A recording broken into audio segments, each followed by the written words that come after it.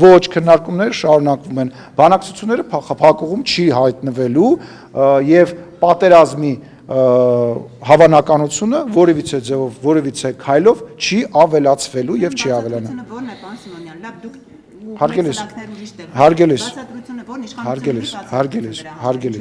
հարգելիս, բացատրությունը հետևյալն է, որ մենք պետք է ամեն ինչ անենք,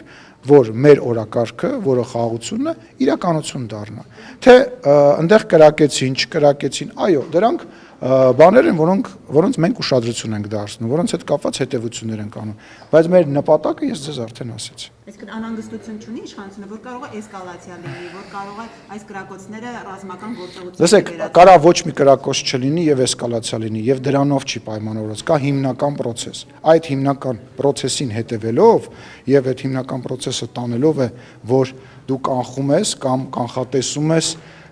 նման բաներ։ Մինչեւ 2018 թվականը բավականին շատ կրակոցներ են եղել, բայց պատերազմ չի եղել։ Մինչև 2018 թվականը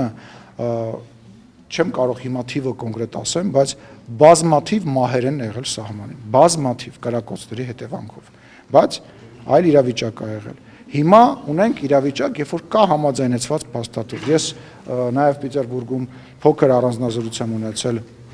Ադրբեջանի ազգային ժողովի նախագահի հետ եւ պետք է ասեմ, որ ես իմ տպավորություններով ես կարծում եմ, որ որևիցե փակուղու մասին պետք չի խոսալ, չի կարելի խոսալ եւ գործընթացը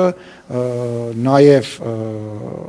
ադրբեջանական կողմին է ձեռ տալիս, որ գործընթացը հնարավորինս արագ ավարտին հասցվի, որով մենք զբաղվում ենք, անկախ նրանից, եթե նույնիսկ մի կրակոց էլ չլիներ, այդ դրույն տրամաբանությունն է եղել։ Ձեր հանդիպումը ժողովում մի միջադեպ է, Չէ, տենց հանդիպման մասին չի խոսքը, մենք ժամերով նիստի ենք մասնակցել եւ իրար կողմ նստած ենք եղել, հա եւ տարբեր հարցեր ենք քննարկել, տարբեր հարցերի շուրջ խոսել ենք,